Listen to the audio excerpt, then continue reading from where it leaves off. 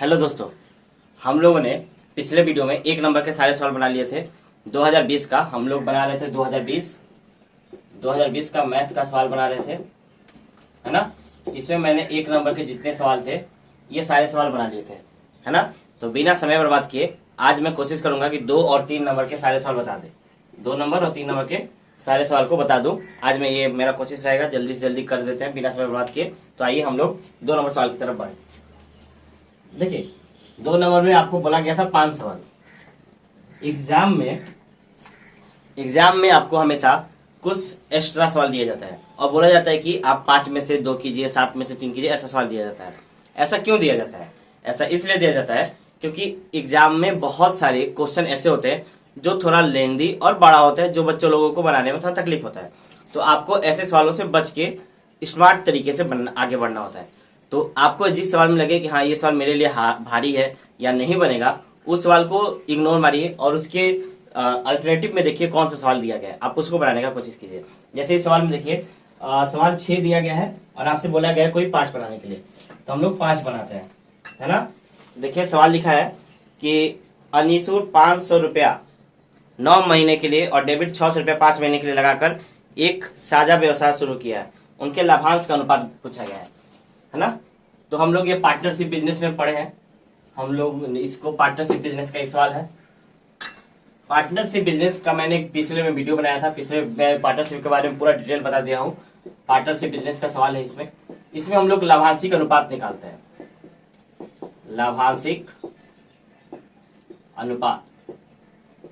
लाभांशिक अनुपात कैसे निकलता है?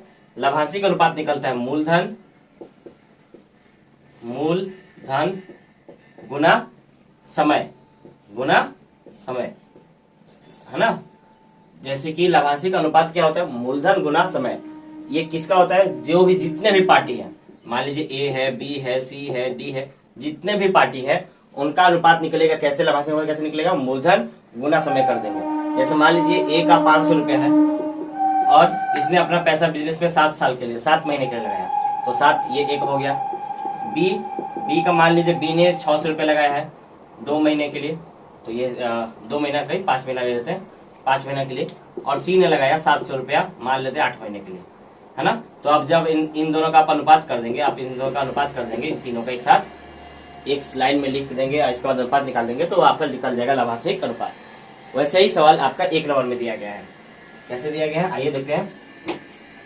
जैसे कि इस सवाल में दिया है कि अनिसूर 500 रुपया 9 महीने के लिए लगाता है। अनिसूर नाम का कोई व्यक्ति है जो क्या करता है?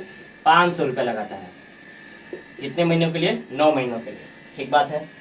और कौन है? डेविड 600 रुपये लगाता है। डेविड 600 रुपये लगाता है। कितने महीनों के लिए?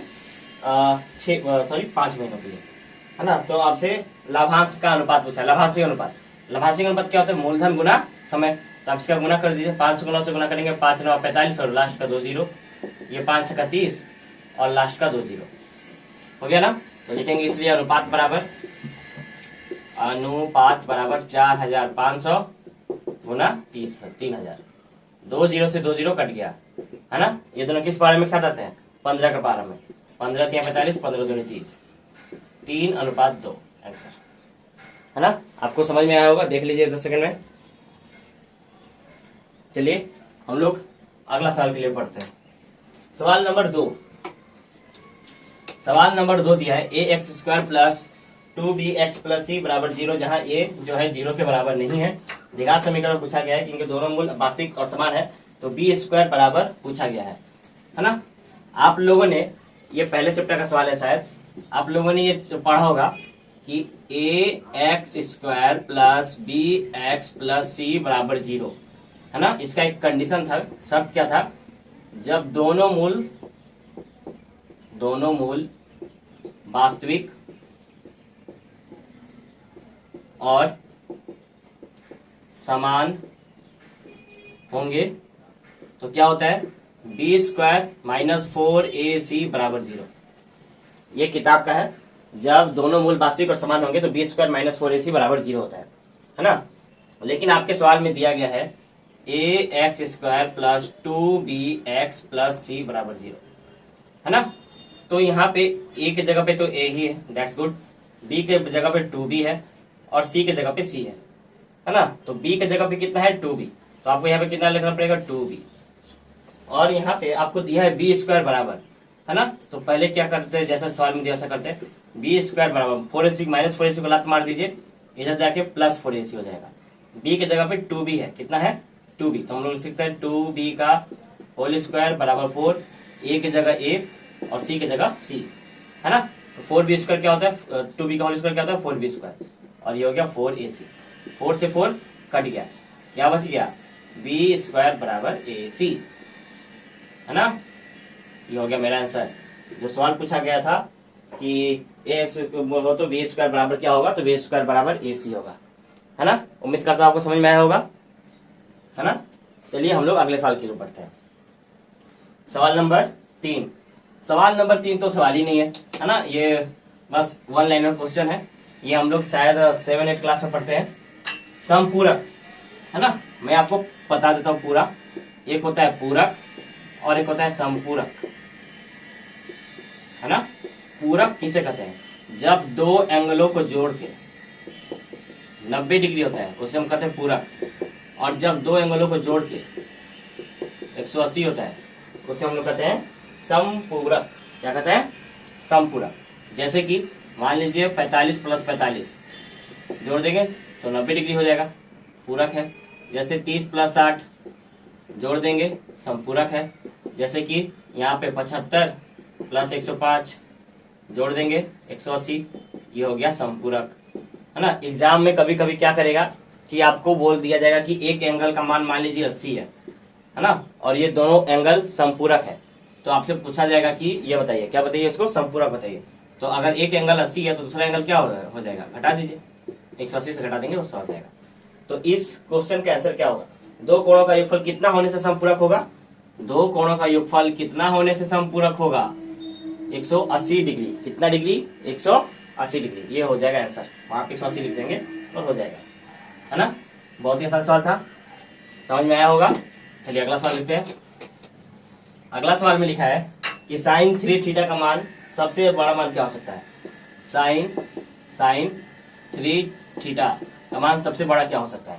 आपको पता होना चाहिए कि साइन 3 थीटा या कॉस tan थीटा किसके चारों तरफ भागता है, ये होता है PBH के। ये P है, ये B है, से ये H है, लंब आधार कर्ण। आपको पता है साइन थीटा और चलिए मैं आपको एक एग्जांपल से बताता हूँ। जैसे ये 3 है, ये 4 है, ये 5 है। साइन थीटा बराबर क्या होता है, साइन थीटा बराबर होता है P/H, होता है कि नहीं। P कितना है 3, H कितना है 5। आप इसको बदलेंगे तो डेसिमल में आ जाएगा 0.6। क्या देख रहे हैं, 0.6 क्या है, 0.6 1 से बड़ा है कि छोटा है, 1 से छोटा है। इसका क्या मतलब है, इसका मतलब है कि साइन थीटा का मान कभी भी 1 से बड़ा नहीं हो सकता। 1 हो सकता है या 1 से छोटा हो सकता है, बड़ा नहीं हो सकता। तो साइन 3 थीटा का सबसे बड़ा मान क्या होता है, साइन 3 थीटा का सबसे बड़ा मान होगा 1, आंसर, है ना। उम्मीद करता हूँ समझ में आया होगा।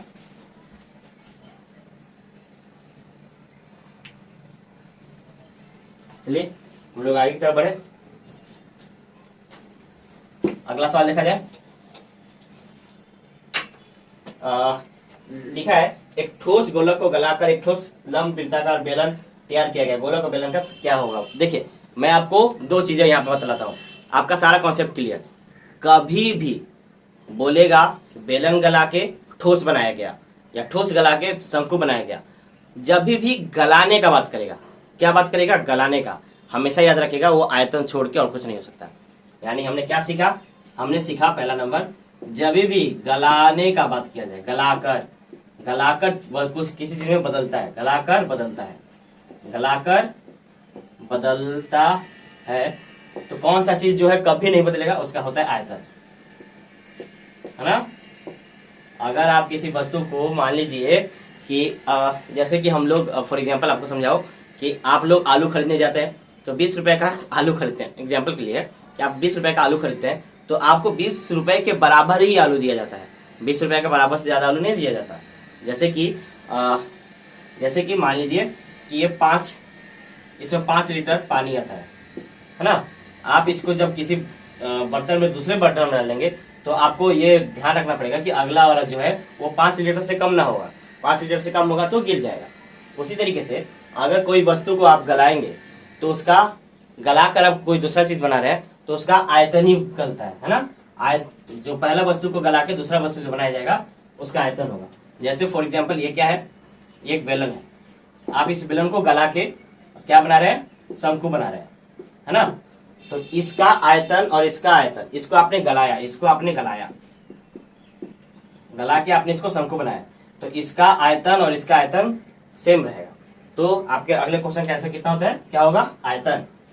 समझ में आया।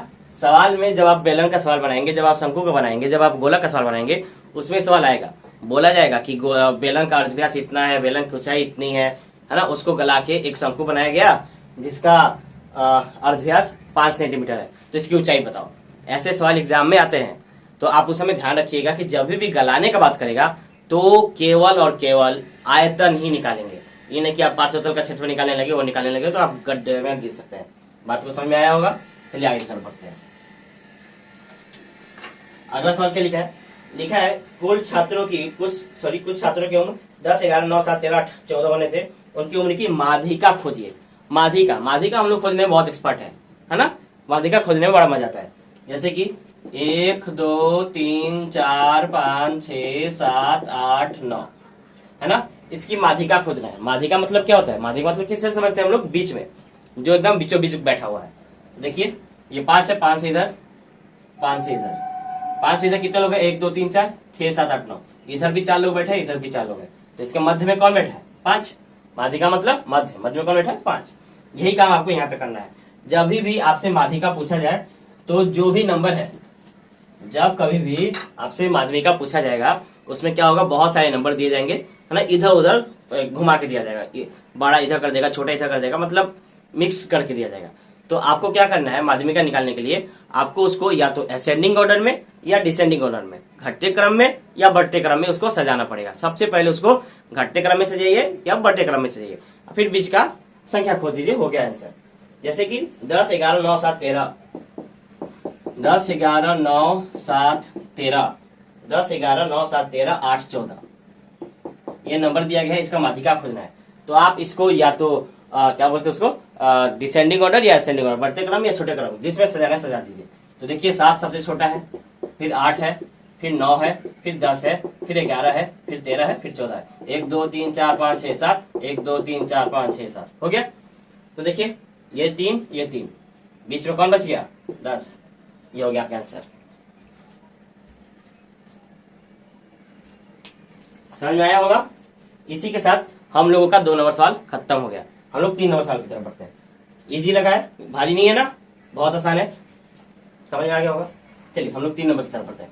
मैं आपका समय बर्बाद नहीं करना चाहता, इसीलिए झटाझट मैं सवाल बता रहा हूँ। अगर कहीं सवाल में आपको दिक्कत हो तो आप मुझे कमेंट करिएगा, मैं उसको थोड़ा एक्सप्लेन करके, ज्यादा एक्सप्लेन करके बता दूंगा। ये छोटे छोटे सवाल है, इसमें ज्यादा समय नहीं लगता है। 3 नंबर सवाल में दिया है, देखिए इसमें भी सत्य असत्य करना है, कोई 5 करना है, कोई भी 5। चलिए हम लोग खड़फड़ाक से करते हैं। देखिए क्या लिखा गया है कि वार्षिक R/2% सरल ब्याज दर। मैंने पिछले वीडियो में बताया था R प्रतिशत, जिसके साथ प्रतिशत का साइन रहता है हम लोग समझ जाते हैं कि वो प्रतिशत ही दिया है।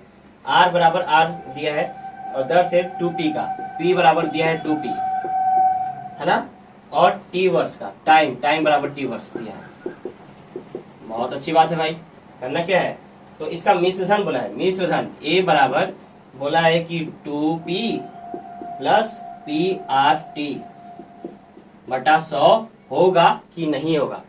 बोला है कि इसका PRT दिया गया है, आपका इसका मिश्र धन दिया है, ए बोले तो मिश्र धन। मैंने इसको पिछले वीडियो में सिंपल इंटरेस्ट का सारी चीजों को बेसिक तरीके से अच्छे से समझाया है, सवाल भी बनाकर दिखा लाया हूँ और बना के भी दिखलाया, आप उसको देखिएगा। तो यहाँ पे सबसे पहले आप लोग आई निकालेंगे। क्या निकालेंगे, आई बराबर क्या होता है, PRT। आई बराबर बच्चे जानते हैं क्या होता है formula, P into R into T बटा 100, है ना। देखिए तो दिख रहा है, हाँ दिख तो रहा है, थोड़ा हल्का चल रहा है, चल जाएगा।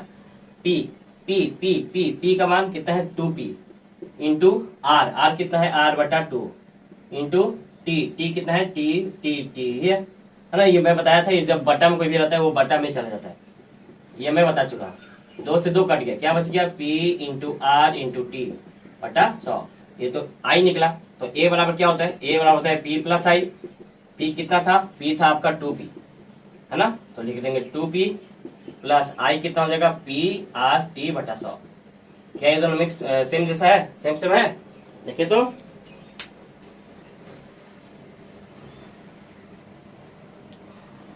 सेम सेम है।